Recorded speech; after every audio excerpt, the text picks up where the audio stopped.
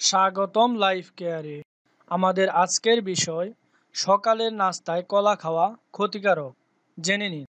পুষ্টিগুণে ভরপুর কলা শরীরের গঠনে যে বাস্তবিকই দারুণ উপকারে লাগে সে বিষয়ে কোনো সন্দেহ নেই, কিন্তু সকাল সকাল খালি পেটে কলা খাওয়া চলবে কিনা সেটাও ভেবে দেখুন। সাম্প্রতিক একটি গবেষণায় দেখা গেছে সকালে কলা খেলে ক্ষতির আশঙ্কা থেকেই যায়। সমস্যাটা কোথায়? খালি পেটে কলা খেলে নিমিষে রক্তে শর্করার পরিমাণ বেড়ে যায়, কারণ কলায় রয়েছে প্রচুর পরিমাণে সুগার।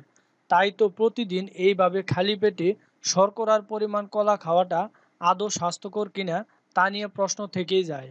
তবে উপায় আছে। খালি পেটে না খেয়ে যদি অন্য খাবারের সঙ্গে খাওয়া যায় তাহলে কিন্তু আর চিন্তা থাকবে না।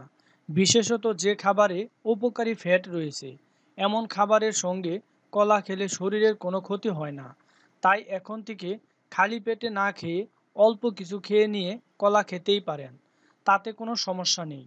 প্রসঙ্গ উপকারী ফ্যাট রয়েছে এমন খাবারগুলি হলো দুধ, বাদাম, দই, ডিম প্রভৃতি। কলা আর মাথা ঘোরা।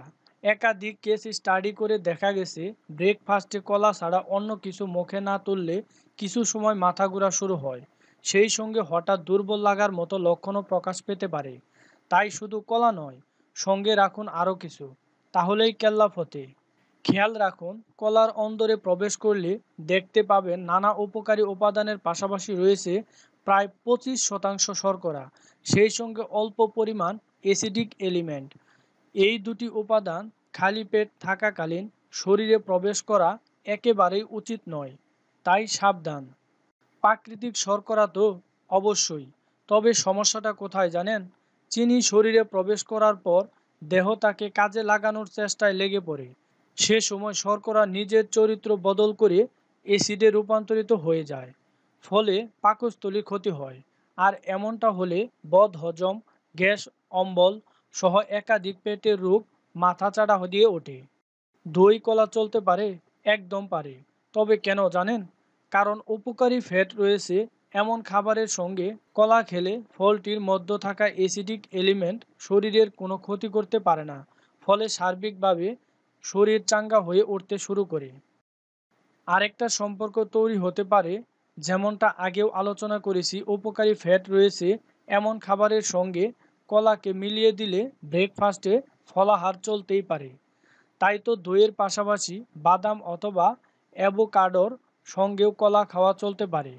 এমনটা করলে শরীরে হঠাৎ করে শর্করা এবং অ্যাসিডের পরিমাণ বাড়ে না, ফলে কোনো রকম ক্ষতি হওয়ার আশঙ্কা থাকে না। তাহলে কি বোঝা গেল? কলা চলতেই পারে, তবে খালি পেটে নয়, অন্য কিছুর সাথে চলতেই পারে। আপনার জীবনকে সুস্থ, সুন্দর ও আনন্দময় করে তুলতে এবং বিভিন্ন স্বাস্থ্য টিপস ও পরামর্শ পেতে আমাদের চ্যানেলটিতে লাইক, কমেন্ট, শেয়ার এবং সাবস্ক্রাইব করবেন। ধন্যবাদ।